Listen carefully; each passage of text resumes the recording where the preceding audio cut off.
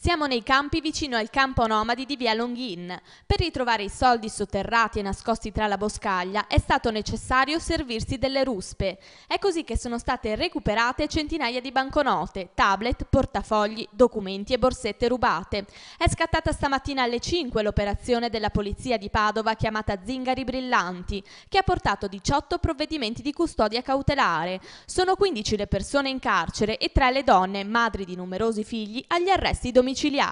Questa la conclusione di 3 anni di indagini. Soggetti dediti a reati contro il patrimonio, in particolare rapine, gioiellerie, rappresentanti orafi o comunque furti su autovetture, a commercianti cinesi, a tabaccherie e anche alcuni assalti a furgoni portavalori.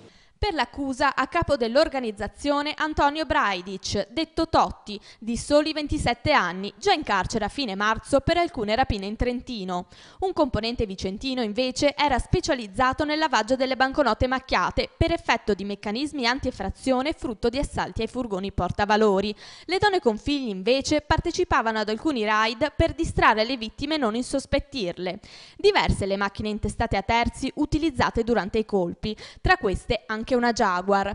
I predoni erano attivi in tutto il nord Italia, ma in particolare nel Veneto. La banda è accusata di almeno 50 episodi criminali, a volte anche violenti. In alcune circostanze, lì dove soprattutto ai rappresentanti orafi o alcuni imprenditori cinesi per impossessarsi chiaramente della refurtiva non hanno esitato o a colpirli con alcuni bastoni o a trascinarli a terra per guadagnarsi la fuga.